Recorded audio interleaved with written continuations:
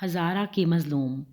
ہزارہ برادری کے موجودہ قتل عام، جس میں 11 معصوم جانوں کو بے رحمی سے ذبح کر دیا گیا، پھر لواحقین کا اپنے پیاروں کی لاشوں کے ساتھ خاموش احتجاج اور وزیر اعظم کا انتظار۔ پھر یہ احتجاج کوئٹہ سے ملک کے کونے کونے میں پھیلتا چلا گیا۔ اگر دنیا کے مہذب ترقی یافتہ ممالک کی طرح وزیر اعظم صاحب پہلے دن ہی غمزدہ لواحقین سے اظہار افسوس اور یکجہتی کے لیے چلے جاتے تو یہ احتجاجی دھرنے ملک کے چپے چپے میں نہ پھیلتے، لیکن حکومتی وزراء اور مشیروں کے غلط مشوروں سے وزیر اعظم صاحب جس طرح لیٹ کرتے گئے، اتنا ہی وطن عزیز کے باشعور اہل دل انسانوں نے ہزارہ والوں کے دکھ درد کو اپنا دکھ محسوس کرنا شروع کر دیا۔ پھر جب تک دھرنے اپنے عروج پر پہنچے، یہاں تک کہ ملک مفلوج ہو کر رہ گیا، تو عزت مآب وزیر اعظم مجبوراً جا کر لواحقین سے ملے۔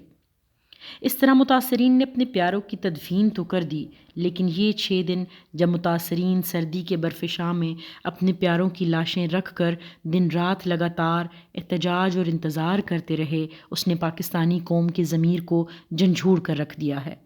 پاکستان کا شاید ہی کوئی طبقہ فکر ایسا ہو جس نے ہزارہ کا دکھ درد محسوس نہ کیا ہو۔ وہیں پر یہ سوال بھی شدت سے عوامی ذہنوں میں کروٹ لیتا رہا کہ 20 سالوں سے ہزارہ برادری کا قتل عام تواتر سے کیوں جاری ہے؟ دہشت گردوں کے لیے بلوچستان کئی اشروں سے چراگاہ بن گیا ہے، داعش اور بھارتی غنڈوں کی یہ آماجگاہ بن چکا ہے۔ جب پاکستان دشمن کسی قوت کو اپنا غصہ نکالنا ہوتا ہے یا پاکستان کو دھمکی دینا ہوتی ہے تو وہ ہزارہ برادری پر موت کی بارش کر دیتی ہے۔ یہاں تک کہ بار بار ہونے والی اس بربریت سے ہزارہ برادری کے ہزاروں انسان لقمہ اجل بن چکے ہیں۔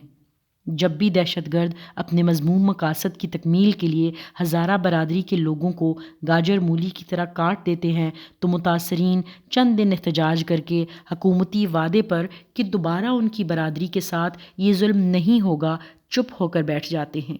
لیکن چند دن گزرنے کے بعد پھر خون کی ہولی دوبارہ کھیلی جاتی ہے۔ بار بار سرزمین بلوچستان کو ہزارہ برادری کی مقتل گاہ بنا دیا جاتا ہے۔ بار بار قتل و غارت سے ہزارہ برادری کا یہ زخم اب ناسور کینسر پھوڑا بن چکا ہے،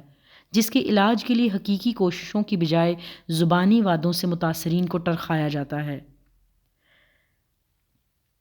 لہٰذا بار بار کی وعدہ خلافیاں اور جھوٹے دلاسوں کے بعد جب اس بار تنگ آ کر متاثرین نے اپنے مطالبات میں یہ گستاخی کر دی کہ اب ہم عام حکومتی وزراء یا مشیروں کی باتوں پر یقین نہیں کریں گے، اس بار ملک کا وزیر اعظم ہمارے پاس آ کر افسوس دلجوئی کے ساتھ حقیقی ٹھوس پلان کے ساتھ وعدہ کرے کہ آئندہ ہماری نسل کشی کا عمل رک جائے گا۔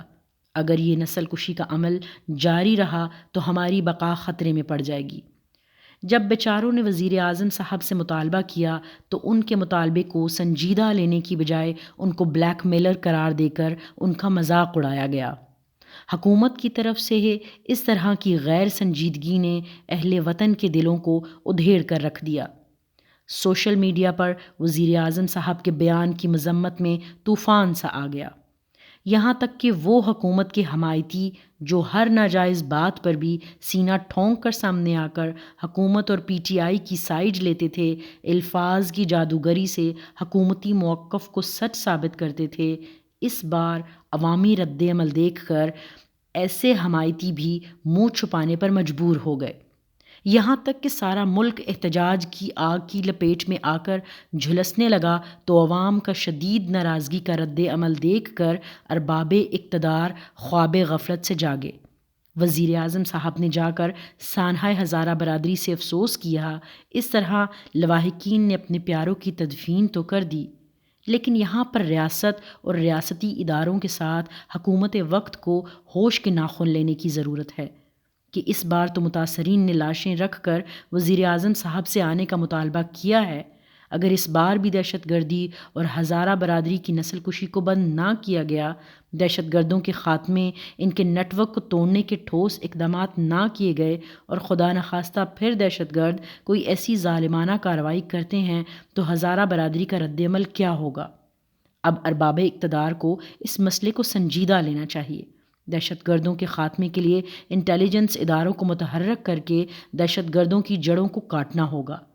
لیکن ہمارے ملک کا یہ المیہ ہے کہ حکومت وقت ماضی کی حکومتوں کی طرح خان صاحب کی حکومت بھی وطن عزیز سے نفرت، تفرقہ بازی، مذہبی نفرت کو ختم کرنے کی بجائے مخالفین کو دبانے اور ان کا پیچھا کرنے پر لگی ہوئی ہے۔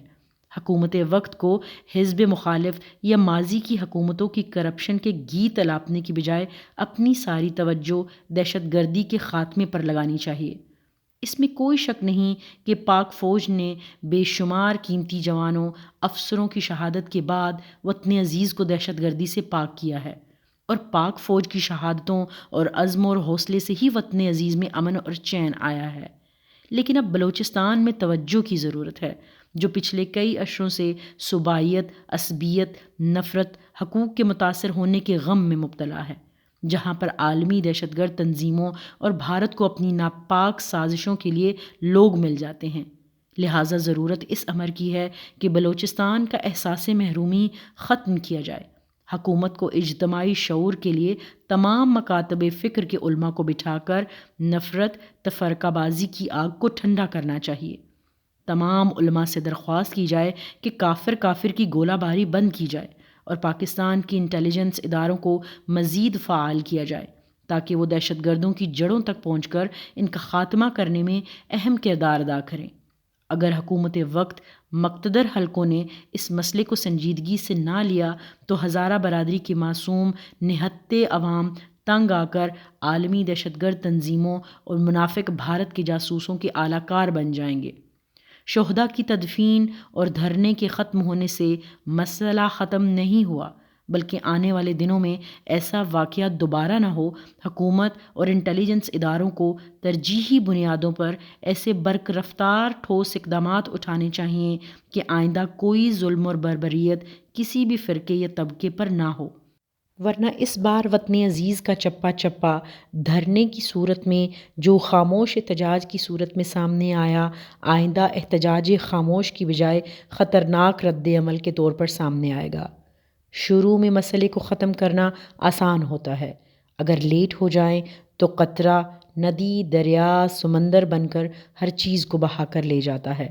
حکومت کو ترجیحی بنیادوں پر ہزارہ برادری کے جائز مطالبات کو مان کر ان کا سدباب کرنا چاہیے۔